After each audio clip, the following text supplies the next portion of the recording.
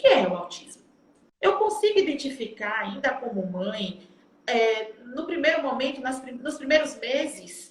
O autismo é um transtorno do neurodesenvolvimento, né? Então, é uma condição que a gente chama de uma condição neurobiológica, uma condição estrutural que afeta o funcionamento estrutural mesmo do cérebro. Então, ele não acontece por um trauma, ele não é fruto de uma condição psíquica, como até se pensava durante muitos anos, né? Se falava até de uma falha na relação das crianças com suas mães. Foi a primeira abordagem, né? Uma abordagem psicanalítica. Hoje em dia, a gente já sabe que, com base em estudos de neurociência, isso não tem fundamento. Então, nós estamos falando de um transtorno, de fato, que afeta o funcionamento cerebral, afeta o funcionamento de várias áreas do cérebro. A origem desse transtorno é uma origem genética e ambiental. Então, a gente tem uma série de fatores genéticos que predispõem ao desenvolvimento, ao aparecimento do transtorno. E a gente tem uma série de fatores ambientais que podem fazer com que esse transtorno se manifeste. Todos esses fatores ambientais podem interferir para esse aparecimento ou durante a gestação, ou nos momentos ali muito próximos ao parto. Então, esses fatores podem ser, por exemplo, diabetes gestacional, obesidade materna, a idade aumentada dos pais, a exposição a alguns medicamentos durante a gestação ou em tempos prévios, antes da concepção, muito próximos, a exposição a alguns produtos tóxicos, enfim, então uma série de fatores aí ambientais que podem favorecer o desenvolvimento daquela condição genética que estava ali presente, que determinaria o TEA, né? Então, o cérebro alterado por essas condições genéticas e ambientais vai ter um funcionamento diferente, um funcionamento alterado. Em muitos casos, na maioria dos casos, um funcionamento deficitário em várias áreas, né? Então, a gente tem alterações das habilidades de comunicação, das habilidades de interação social, das habilidades relacionadas à regulação do comportamento. E aí nós temos todas aquelas manifestações que a gente vê nos casos mais clássicos, que a gente está acostumado a observar, em grau mais severo, e manifestações bem sutis nos casos mais leves. Eu acho que todo mundo aqui convive com algum autista, diagnosticado ou não, né? Até comento bastante que eu tenho vários pais de crianças que eu atendo que têm sido diagnosticados após os filhos, né? Então, adultos, casados, pais de família, profissionais formados, autônomos, mas que também estão dentro do espectro. Quanto às características que você perguntou, dá para identificar isso logo no bebê? Sim, é possível já identificar alguns sinais de risco para o transtorno, mesmo em bebês bem pequenininhos, e é possível acompanhar esses sinais para uma intervenção preventiva, e quanto mais cedo essa intervenção acontecer, melhores os resultados, menos impacto a gente tem depois ao longo da vida, já que nesses primeiros meses de vida, a capacidade adaptativa do cérebro, que a gente chama de neuroplasticidade ou de plasticidade cerebral, ela é muito maior. Então, a capacidade de resposta aos estímulos é muito maior, consequentemente, a gente consegue minimizar muito o impacto dessas alterações depois ao longo da vida do indivíduo. Que é essa relação vacina versus, eu digo versus porque algumas pessoas chegavam e diziam assim, tem uma das vacinas, essa preta, que depois disso a criança vira autista. Isso é possível, doutora? Não, não é possível. E eu vou explicar o que acontece nesses casos em que a criança vira autista. Isso aí é uma condição específica que a gente chama de autismo regressivo. Também é uma condição genética, tá? Existem alguns casos que a gente chama de autismo regressivo, em que a criança ela já nasce com aquela condição genética estabelecida, que vai ser o autismo.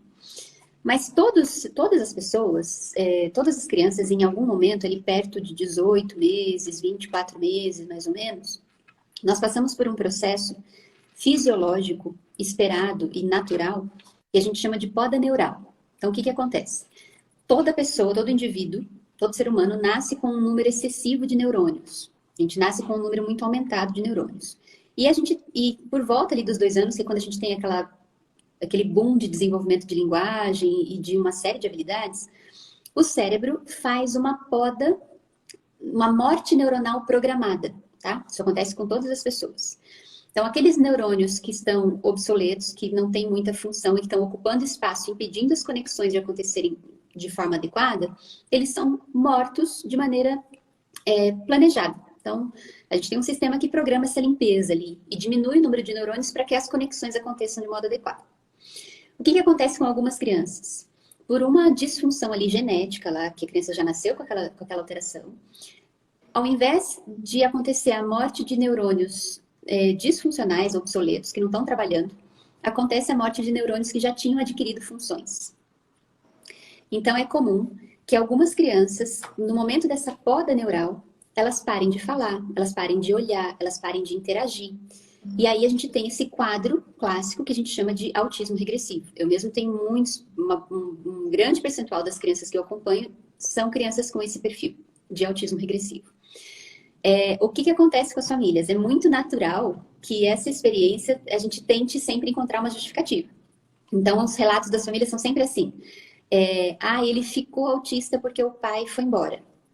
Porque a poda neural coincidiu com o momento em que o pai saiu de casa. Ou ele ficou autista depois da vacina, porque é justamente num período em que a criança está recebendo a maior parte das vacinas. Ou ele teve uma febre e depois da febre ele ficou autista. Então, é natural que as famílias tentem encontrar alguma associação com esses eventos externos para justificar. Tipo assim, o meu filho estava aqui hoje, uma semana depois ele não está mais. Né? Meu filho falava, interagia comigo e de repente ele parece que não está aqui. Ficou voado, parou de responder e etc. O que a gente sabe? Na maioria dos casos, a gente consegue identificar alguns sinais bem sutis antes dessa poda neural. Mas, de fato, normalmente não é uma coisa tão perceptível assim. E só vai ficar muito evidente após esse momento, de fato, da poda neural. Tá? Não é 100% dos casos de autismo que vão acontecer dessa forma. São alguns casos. Esses casos, eles podem estar relacionados a outras patologias neurológicas, por exemplo, de epilepsia, convulsões e por aí vai. Né? As crises de ausência, que são quadros epiléticos mais sutis. Mas isso acontece e é por isso que se associa tanto a essas condições externas aí, como a vacina, por exemplo. Tá? Mas é uma condição genética também. Por exemplo, a gente ouve muito, meu filho é autista, mas ele não é assim igual ao outro, não. Ele consegue isso. Ele não consegue fazer isso ao outro, não, mas o meu não consegue. Então, as mães discutem muito isso, né? Quando elas estão juntas. Então, assim, em relação a como funciona essa variação do aspecto, assim, um autista pode ser considerado grau leve, agudo, enfim, existe essa diferença realmente, mesmo com esse debate que a senhora já fez anteriormente do regressivo, mas existe, pode, né? E já aproveitando, meu filho autista, ele pode se desenvolver normalmente? Pode. O que acontece? Primeiro, a gente tem que entender que hoje, desde 2013, com a nova versão do DSM-5, que é o Manual Diagnóstico Estatístico de Doenças Mentais, que é quem determina os critérios diagnósticos de todos os transtornos mentais, inclusive do autismo, a gente teve uma unificação de todos os outros diagnósticos. Então, até 2013, a gente falava de vários tipos de autismo. A gente falava de síndrome de Asperger, a gente falava de autismo clássico, autismo atípico, de autismo infantil, de transtorno invasivo do desenvolvimento, enfim, era uma série de patologias que tinham, na verdade, mais ou menos as mesmas características. O que se entendeu? Que a gente tem muitas condições genéticas associadas ao TEA. Então, a gente tem, na verdade, um conjunto de transtornos, que são muitos e bastante distintos, mas que guardam semelhanças entre si. Então, todos esses transtornos, eles foram agrupados dentro do TEA a partir de então. E a gente passou a chamar todas essas coisas de transtorno do espectro autista. Então, o que a gente tem, na verdade, é um espectro, como se a gente imaginasse um espectro de cores, em que essas margens não são muito bem definidas e que pode ser desde um quadro muito leve, funcional, verbal, com autonomia, que está aqui nesse extremo, e um caso muito severo, onde a gente tem estereotipias muito evidentes, a gente tem deficiência intelectual, a gente tem quadros não verbais e etc. Então, no meio disso tudo, a gente tem centenas de possibilidades de manifestações, as mais diferentes. O que a gente tem em comum? O que tem que ter para a gente caracterizar alguém como um indivíduo, uma pessoa com autismo? Basicamente, a gente tem que encontrar características dentro de dois critérios, que são os definidos lá pelo DSM-5. O primeiro é o critério A, que a gente chama de déficit de comunicação e interação social. Então, eu preciso ter um prejuízo na comunicação social ou na interação social. Então, esse é o critério A. Então, eu posso ter desde uma pessoa que não fala nada, ou até uma pessoa que fala, que até interage, mas que tem prejuízos em habilidades sociais. Tá? Então, por exemplo, nesse caso aqui, eu posso ter o adulto, o professor universitário, o casado, que se comunica, que fala, mas que tem algum prejuízo ali na socialização, mesmo que num grau muito sutil. Tá? Esse é o critério A. O critério B, que a gente chama, é o critério referente ao comportamento, que é o segundo critério que a gente tem que ter para caracterizar o TEA. Então, eu preciso ter presença de comportamentos e ou interesses restritos, repetitivos ou estereotipados. Então, eu posso ter aqui a pessoa que, desde aquela que tem comportamentos motores repetitivos, por exemplo, né, que balança o corpo, que balança as mãos, que gira, que corre em círculos, que fica se autoestimulando, que é aquele caso bem evidente, que a gente olha, bate o olho e fala, né, isso é uma estereotipia, isso é um autista. Até aquele outro caso extremo, onde eu tenho a pessoa que tem os hiperfocos, que muitas vezes são até hiperfocos funcionais. Então, por exemplo, eu conheço autistas adultos que variam esses hiperfocos. Então, em algum momento da vida, o hiperfoco foi finanças. Em outro momento da vida, o hiperfoco foi artes marciais. Né? E esses hiperfocos normalmente duram alguns anos e eles normalmente mergulham nesse assunto com todo interesse. E durante esse momento, eles não conseguem se interessar muito por outras coisas. Então, a gente pode ter, por exemplo, essa manifestação desse critério B, nos casos mais sutis, e o extremo do comportamento estereotipado que eu mencionei no outro. Esses são os dois critérios. Então, tendo déficits de interação e comunicação social e presença de comportamentos ou interesses restritos, repetitivos, estereotipados, a gente tem um quadro de TEA, de autismo, tá? Como é que a gente classifica isso? Então, no DSM, a gente tem 3 níveis de classificação, que é o nível 1, que seria o que a gente chamava antigamente de quadro leve, e esse nível 1 a gente classifica como aquele que quase não precisa de suporte, aquela pessoa que consegue viver bem sem precisar de muito auxílio, precisar de ajuda, nem para se comunicar, nem para regulação do comportamento. O nível 2 é aquele indivíduo que precisa de um auxílio moderado, né, nas duas situações, e o nível 3 seria o que a gente chamaria de autista grave, severo, que é aquele que precisa de muito suporte. Então, os graus de autismo pelo DSM-5 são classificados aí de acordo com a necessidade de suporte que o indivíduo vai receber ou vai precisar ao longo da vida, né? E aí tem vários subcritérios para a gente classificar isso. Então, se ele é verbal, se ele consegue se comunicar sozinho, se ele tem restrição nas atividades por conta do comportamento estereotipado, e por aí vai. É bem minuciosa essa descrição. Tem tratamento pelo SUS? Tem, mas a gente precisa fazer muito ainda, viu? Eu vivi a experiência do SUS por quase 5 anos. Eu moro em São Paulo, interior de São Paulo hoje. Na época eu morava em Brasília e eu encabecei o primeiro serviço para autismo que atendia o SUS no Distrito Federal. E eu, quando fui incumbida dessa missão, eu estava iniciando no mundo do autismo ainda, e aí fui estudar. Eu falei, bom, se eu vou implementar esse serviço, eu quero implementar o melhor serviço que eu puder oferecer. Eu nunca consegui anestesiar minha consciência para dizer assim, vou fazer alguma coisa, né? Do jeito que tá bom. Nunca consegui. Então, quando eu fui estudar, eu comecei a me dar conta de que aquele serviço que a gente oferecia lá era muito insuficiente.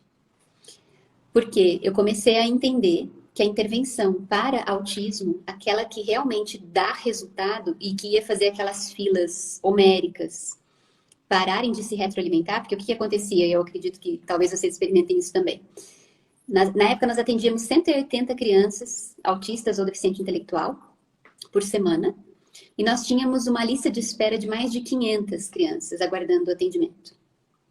E o que acontecia? Essas crianças muitas vezes saíam do nosso atendimento, ou saíam do atendimento de outro serviço, e voltavam para a nossa lista de espera. E por que isso acontecia? Porque o problema não era resolvido. Porque essas crianças recebiam lá uma intervenção pontual, com alguns profissionais, e continuavam com os mesmos transtornos para sempre. E isso me inquietava demais, e eu ficava muito angustiada, porque eu falava assim, não é possível que eu vou fazer alguma coisa aqui que não dá resultado, né? Isso não é para mim. Então eu fui estudar, e eu percebi que para a gente conseguir oferecer um serviço que de fato funcionasse, a gente tinha que buscar algumas abordagens dentro da análise aplicada do comportamento, que era o que na literatura científica mostrava evidência de que de fato funcionava para o tratamento do autismo.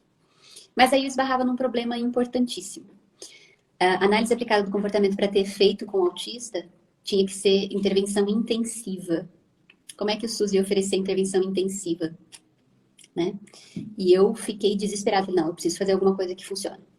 E aí eu fui estudar a intervenção precoce. Porque eu entendi que se a gente atuasse com as crianças muito cedo, eu poderia capacitar os pais para essa intervenção. E aí nós conseguiríamos amenizar muito e ter um trabalho de fato eficaz. Não exatamente com a mesma eficácia daquela intervenção intensiva, que eu vi ali os resultados do que eu estava estudando, mas um resultado muito próximo disso. Né? Então, aí eu fui estudar a história do modelo Dengue, que você perguntou no começo, fui para fora do Brasil para aprofundar a formação, voltei cheia de boa vontade e esbarrei na rigidez do sistema, que vocês sabem que às vezes não é tão simples assim. E insisti por alguns anos e acabei me afastando do serviço público por conta disso, porque eu precisava fazer uma coisa que eu realmente acreditasse e eu vi que ali ia ser meio complicado de implementar isso tudo. Então, hoje, o que eu penso de tratamento que eu acho que pode funcionar para o SUS? É preciso investir em formação sólida para os profissionais. Não é uma formação fácil e não é uma formação barata, infelizmente. Então, se os municípios quiserem, de fato, oferecer intervenção eficaz para não ficar retroalimentando essas filas que a gente sabe que acontece, tem duas coisas que é preciso investir muito. O primeiro é na formação dos profissionais, para que, de fato, os profissionais tenham acesso à formação de qualidade, à formação em propostas que, de fato, são eficazes, cientificamente comprovadas eficazes. E segundo, investir muito, muito, muito na intervenção precoce.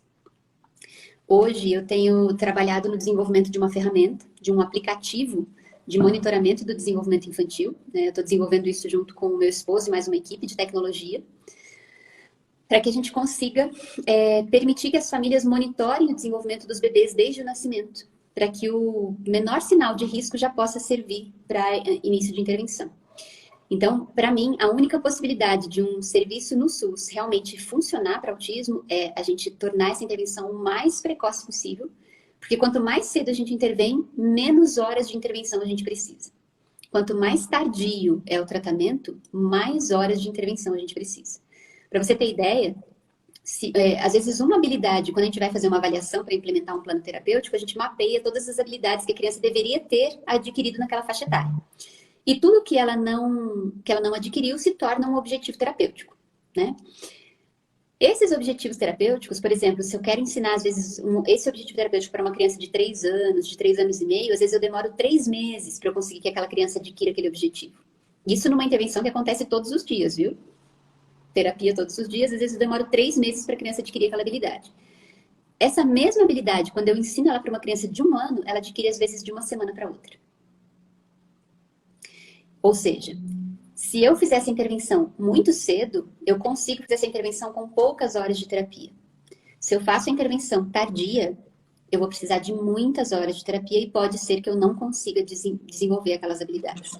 Entende? Então, a solução, a única opção para isso funcionar de verdade no SUS é a intervenção muito precoce. Algumas situações ali sintomáticas que começam muito cedo, com a intervenção adequada, no momento adequado, a gente consegue reverter. Não que a gente não vá, que a gente não vai ter, essa criança vai deixar de ser autista, mas a gente consegue modificar muito o grau, né? Uma criança que talvez fosse um autista severo, com a intervenção adequada, no momento adequado, pode ter um funcionamento de um autista leve, né? Então, essa intervenção precoce e adequada pode ser a diferença entre um adulto que vai ser completamente dependente e precisar de auxílio em todos os níveis, para um adulto autônomo, produtivo, independente, né, que se comunique, que vive a sua vida com autonomia. Se a gente for olhar só do ponto de vista econômico, isso já é uma diferença absurda. E existem alguns estudos, tem um estudo americano e tem um estudo também feito no Reino Unido, que sugere que a economia da intervenção precoce e adequada, ao longo de toda a vida do indivíduo, pode somar mais de US$ 1 bilhão. Nossa. Isso significa o custo de terapias, o custo de acompanhamento médico, o custo desse indivíduo ser produtivo ou não, e o custo de uma pessoa que tem que se responsabilizar por ele, caso ele se torne improdutivo. Então, todos esses custos somados, a estimativa é de que esse custo signifique mais de US$ 1 bilhão ao longo de toda a vida desse indivíduo. O custo social e pessoal que isso significa. Então, eu queria passar para as suas considerações finais agradecendo muito mesmo.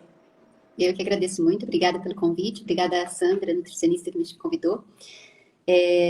Fica o convite para que vocês também aprofundem um pouco mais, que invistam nesse conhecimento sobre o desenvolvimento infantil, porque é a base de tudo. Então, para a gente entender o autismo, para a gente entender a intervenção, para a gente entender o que pode ser feito, a gente precisa conhecer a fundo esse desenvolvimento. E fico à disposição. Se vocês quiserem conversar sobre, a gente vai trocando figurinhas aí para contribuir. Tá bom? Muito obrigada. Beijo, Agradeço. boa noite. Um abraço a toda a família. A nossa riqueza é a nossa gente. Um beijo, um abraço, gente. Boa noite. Até a próxima.